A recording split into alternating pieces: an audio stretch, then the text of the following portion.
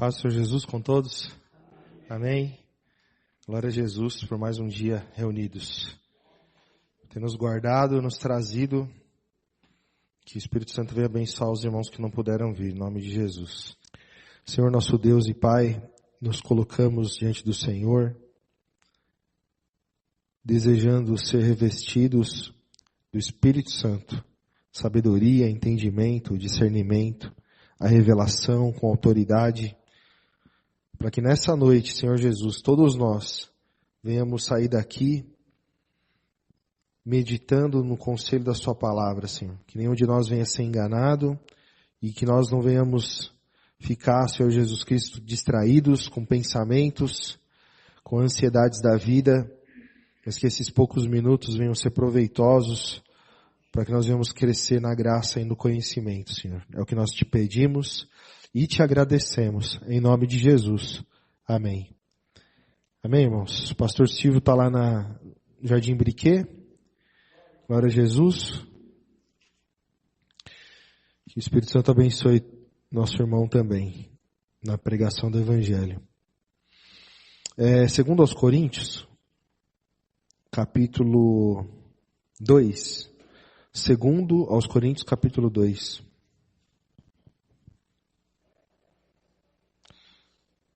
Glória a Jesus. Diz assim: E graças a Deus, que sempre nos faz triunfar em Cristo, e por meio de nós, manifesta em todo lugar a fragrância do seu conhecimento. Porque para Deus somos o bom perfume de Cristo, nos que se salvam e nos que perecem ou se perdem, né? Então, que interessante, por meio de nós. Então, Deus nos faz triunfar em Cristo e por meio de nós, Ele manifesta em todo lugar a fragrância do seu conhecimento. A tradução da irmã está poder. Por quê? Porque o conhecimento de Jesus é o poder de Deus para a salvação de todo aquele que crê, né? Se ele errado? Amém. Mas os irmãos entenderam, né?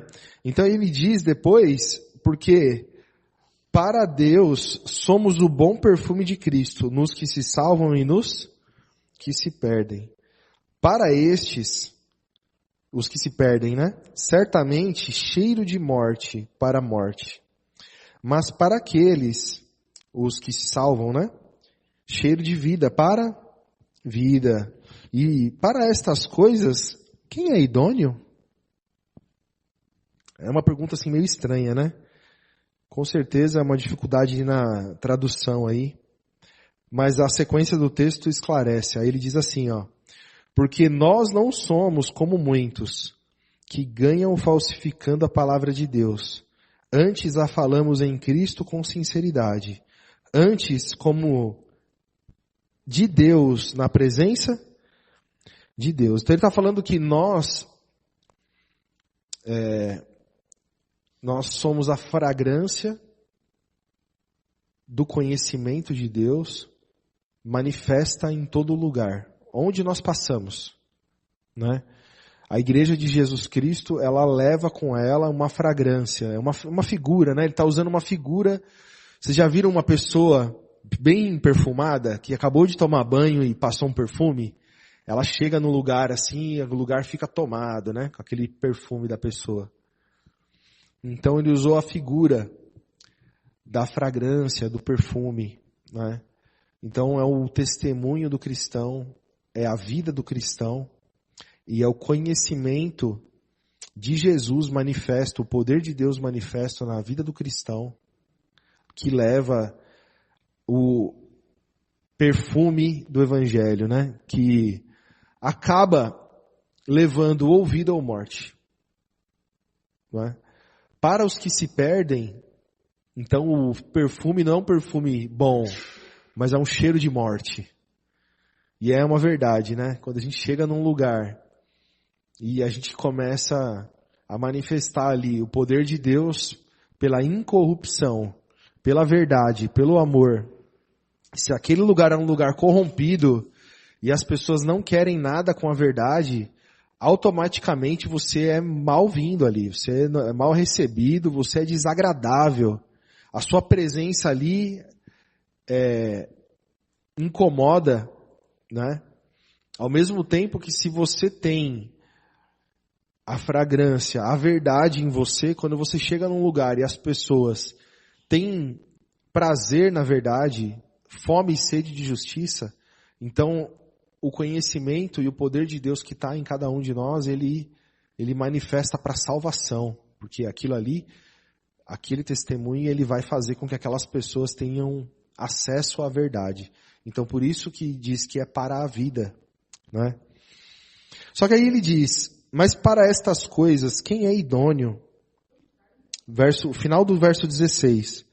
E para estas coisas, quem é idôneo? Então o que é ser idôneo? É ser verdadeiro, né? Que coisas? As coisas de Deus. Então, na sequência ele vai dizer, porque nós não somos como muitos que ganham falsificando a palavra de Deus. Antes a falamos em Cristo com sinceridade. Antes como de Deus na presença. Então, o fato é que muitos falam de Deus, mas não é verdadeiro, não é idôneo. Não é? Então, com tudo que foi dito, nada teria valor se não fosse a verdade. Então não adianta estar falando no nome de Deus, não adianta estar manifestando o nome de Jesus se não for através da verdade. Então para essas coisas, quem é idôneo? Né?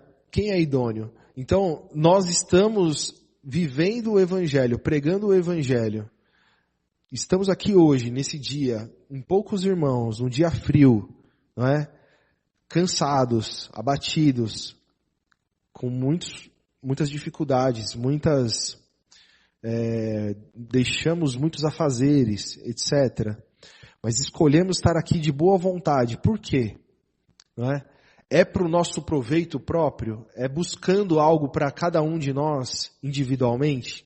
Alguém aqui veio buscar uma palavra para resolver alguma causa material? Alguém veio aqui buscar uma palavra procurando um marido, uma esposa? Procurando enriquecimento? Procurando ser exaltado? Procurando ser justiçado, vamos dizer assim? Restituído? Não. Nós viemos aqui por quê? Porque nós entendemos que estar aqui em união, estamos adorando a Deus em espírito e em verdade e somos aperfeiçoados. A palavra de Deus, pelo Espírito Santo, nos edifica, nos transforma, nos gera pessoas feitas em Deus, né? Feitos em Cristo Jesus. Aí, o capítulo 3 faz muito mais sentido. Quando você começa, os irmãos percebem como que essa divisão de capítulo, às vezes a gente não percebe que o texto ele está numa sequência. Aí ele vai dizer no capítulo 3, porventura, começamos outra vez a louvarmos a nós mesmos? Ou necessitamos, como alguns, de carta de recomendação para vós, ou de recomendação de vós? Vós sois a nossa carta, escrita em nossos corações, conhecida e lida por todos? Ou seja, os homens olham para vocês e veem que vocês são a nossa carta. Ou seja, nós que pregamos o Evangelho, nós que ministramos a palavra, manifestamos uma palavra que ela é escrita de forma que as pessoas leem o nosso ministério, as pessoas veem o que nós pregamos através da carta, ou seja, vocês são uma carta. O apóstolo Paulo está dizendo para eles. Nós estamos glorificando a nós mesmos, porque ele começa a falar de ser idôneo. Eu não sou como muitos aí que fazem para ter ganho próprio. Não. Aí ele fala, então quer dizer, eu estou me glorificando a mim mesmo? Não. Basta olhar para vocês, para a igreja de Jesus, para ver que vocês são como uma carta que manifesta o nosso ministério. Né?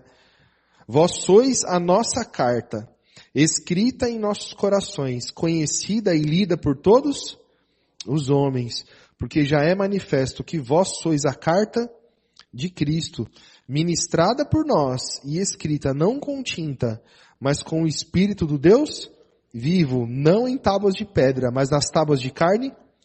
Ou seja, o que a igreja prega não é a palavra do Denis, do pastor Silvio, do cooperador Vitor, mas é a de Cristo. Ela é verdadeira. Eu olho para a palavra de Jesus e é a mesma palavra. Então, a igreja, ela é uma carta de Cristo. A igreja, ela é um documento que valida que a palavra de Jesus está sendo pregada.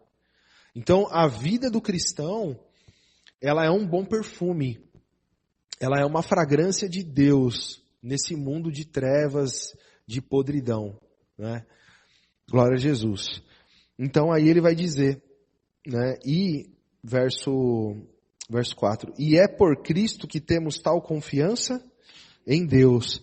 Não que sejamos capazes por nós de pensar alguma coisa, como de nós mesmos, mas a nossa capacidade vem de Deus, o qual nos fez também capazes de ser ministros de um novo testamento, não da letra, mas do Espírito, porque a letra mata e o Espírito.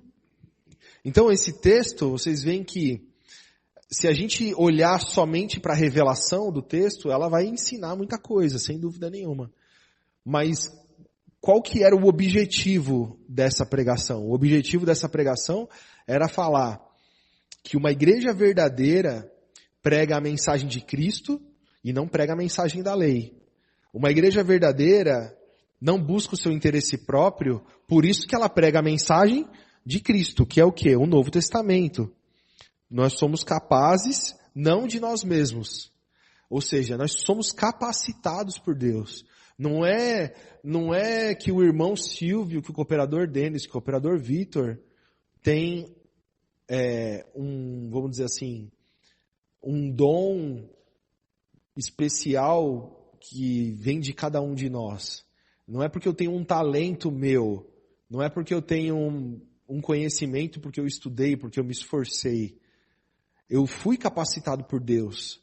Nós fomos capacitados por Deus para ministrar. E vocês também foram. Vocês são a prova viva de que a igreja de Cristo está sendo edificada com uma palavra verdadeira. Não é? Uma palavra verdadeira. Então, vejam, essa é uma grande verdade. Porque existem muitas religiões e muitas igrejas. E pela igreja você vê o que está sendo pregado. Uma igreja revela a ministração que está sendo feita. Porque senão a palavra de Jesus Cristo seria ineficaz. Quer dizer, eu levo uma palavra verdadeira e eu tenho uma igreja bagunçada. Irmãos que andam cada um por si. Então a palavra não é verdadeira, essa palavra não tem poder nenhum. Mas se tem poder essa palavra, e se ela é verdadeira, e se ela transforma, então logo a igreja, ela é uma carta de Cristo. Logo a igreja, ela é verdadeiramente um carimbo que confirma que ela é verdadeira. Um selo, até um selo da verdade, né? Um selo que garante, que é o selo do Espírito, né? Glória a Jesus. Então nós fomos capazes, nós fomos capacitados para ser ministro de um Novo Testamento, não do Velho Testamento. Então a igreja de Cristo, ela tem esse selo, ela prega o Novo Testamento. Não é? Não a palavra que mata, mas a palavra que dá a vida. E aí ele vai dizer, continua no verso 7, né? E se o ministério da morte, gravado com letras em pedras, veio em glória, de maneira que os filhos de Israel não podiam fitar os olhos na face de Moisés, por causa da glória do seu rosto, qual era transitória, como não será de maior glória o ministério do Espírito? Porque se o ministério da condenação foi glorioso, muito mais excederá em glória o ministério da justiça. Porque também o que foi glorificado nessa parte, não foi glorificado por causa dessa excelente glória. Porque se o que era transitório foi para a glória, muito mais é em glória o que?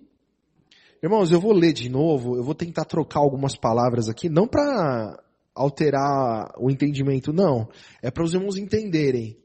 Quando ele fala de glória, ele está falando do quê?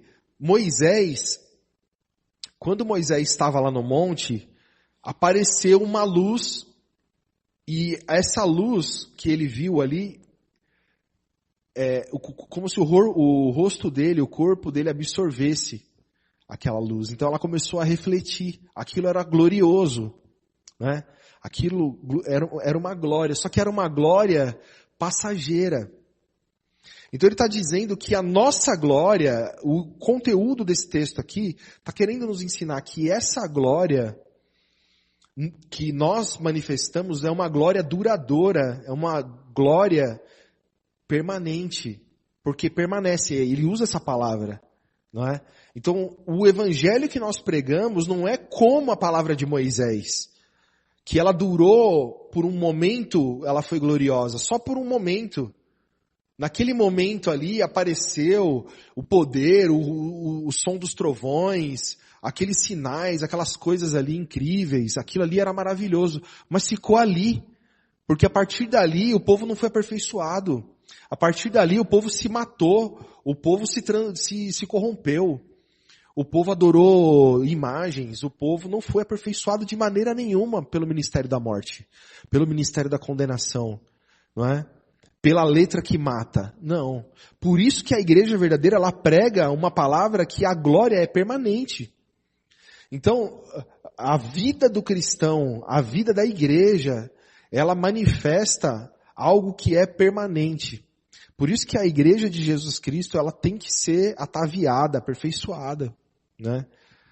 Glória a Jesus. Então eu vou ler de novo aqui, só para tentar explicar um pouco melhor, quer ver, ó? E se o ministério da morte, gravado com letras em pedras, veio em glória, de maneira que os filhos de Israel não podiam fitar os olhos na face de Moisés, por causa da glória do seu rosto, do brilho do seu rosto, o qual era passageiro, como não será mais glorioso o ministério do Espírito? Porque se o ministério da condenação foi glorioso, muito mais excederá em glória o ministério da justiça, porque também, agora é a parte que é um pouco difícil de entender, né? Porque também o que foi glorificado nessa parte, não foi glorificado por causa dessa excelente glória. O que ele está querendo dizer aqui? Porque a glória que se manifestou em Moisés, não é a mesma glória do Evangelho. É isso que ele está dizendo, ó. Porque também o que foi glorificado nessa parte, que parte? Vamos ler o verso anterior de novo, ó. Porque se o ministério da condenação foi glorioso, então o ministério da condenação teve uma glória? Teve. Se ele foi glorioso, vamos continuar lendo. Muito mais excederá em glória o ministério? É outra glória. Tem a glória do ministério da condenação, o do ministério da morte, e tem a glória do ministério da justiça. Aí ele vai dizer, porque também o que foi glorificado nessa parte, não foi glorificado por causa dessa excelente glória. Ou seja, a glória lá do Velho Testamento não é a glória do Novo Testamento. A glória da palavra de Moisés, passageira, que acabou, que se encerrou, que foi por Cristo abolida, ele vai falar mais pra frente, não é a glória que nós manifestamos, não é o perfume que nós manifestamos. Não é a verdade, a justiça, a incorrupção que nós vivemos, né? E aí ele vai dizer aqui, porque se o que é, verso 11, porque se o que era passageiro foi glorioso, é muito mais glorioso o que permanece. Então, a glória de Moisés foi passageira, temporária, não é? Eu não posso usar algo que passou. Eu não posso pegar algo que passou, algo que não tem mais glória. Algo que não tem mais, aquilo ali, por um momento pareceu bom, mas se viu que não era bom. Então, quando ele diz assim, mas para estas coisas quem é idôneo? Então o idôneo é aquele que prega o Evangelho. Idôneo é aquele que permanece na palavra do Novo Testamento, que é permanente, que permanece, que é para a vida eterna, né? Que é o que, como ele finaliza esse verso 11, ó. Porque se o que era passageiro foi glorioso, muito mais é glorioso o que permanece. Tendo, pois, tal esperança, usamos de muita ousadia no falar. E não somos como Moisés, que punha um véu sobre a sua face, para que os filhos de Israel não olhassem firmemente para o fim daquilo que era passageiro. Ou seja, nós não somos como Moisés que escondemos a glória. Aquilo era passageiro e Moisés escondeu aquela glória que manifestava no seu rosto. A passagem diz que ele colocou um véu para que aquela luz ali não aparecesse ali naquela hora. Então ele usa aquela mensagem para dizer, o cristão, ele não pode viver escondido. A glória, ela tem que ser manifesta. Se você tomar um banho bem tomado, usar um bom sabonete e passar um desodorante corporal, passar um perfume, você não consegue esconder. Aonde você chegar, as pessoas vão notar. Não é verdade? Então a luz de Cristo, ela não é escondida. Ela não é uma coisa oculta. Você precisa ver. Então a igreja de Jesus, ela é evidente para todos os homens que ela é santa. Não é? Então por isso que o cuidado com a santidade, com uma vida em Cristo, uma vida justa, uma vida de simplicidade, não é? Nós andando bem adornados, com um bom palavreado, um bom trato, né? Incorruptíveis no trato, no ser, no viver, na hora de negociar. Tudo isso é a manifestação de que a palavra está sendo eficaz, a palavra é verdadeira. Por isso que quando alguém está ligado ao corpo de Cristo e não consegue discernir o corpo, que é o que fala sobre a ceia, não é? Ele fala, por isso que vocês sofrem, por isso que há muitos entre vocês que estão padecendo e que dormem, porque não discernem o corpo. O corpo de Cristo é um corpo santo. O corpo de Cristo é um corpo que tem que manifestar, é necessário manifestar. Tem que ser evidente, porque nós não somos como Moisés. Moisés escondeu aquela glória e a glória ainda era passageira. Nós temos uma glória que permanece, é permanente. Então ela tem que manifestar e permanecer, não é, na nossa vida. Não só no dia de culto, não só no dia da ceia, mas sempre, não é? Verso 14. Mas os seus sentidos foram endurecidos, porque até hoje o mesmo véu está por se levantar na lição do Velho Testamento, ao qual foi por Cristo. Ou seja, Moisés pôs um véu. Quando a luz daquela glória do seu rosto apagou, ele tirou o véu. Mas aí, agora ele usa essa figura também. Até hoje as pessoas estão usando um véu. Quando que elas usam o véu? Quando elas olham para o Velho Testamento. Quando elas abrem o Velho Testamento e usam o Velho Testamento como modelo, como lição. Elas aprendem uma lição que não é a lição do Novo Testamento. Não são idôneos. Não são idôneos. Não é? Então não há verdade. E aí não tem como ter uma igreja santa, não tem como ter uma igreja que manifesta o bom perfume, a fragrância do conhecimento de Deus, aprendendo de Moisés. Não tem como, não é? Glória a Jesus. Mas os seus sentidos foram endurecidos. Verso 14. Porque até hoje o mesmo véu está por se levantar na lição do Velho Testamento, o qual foi por Cristo abolido.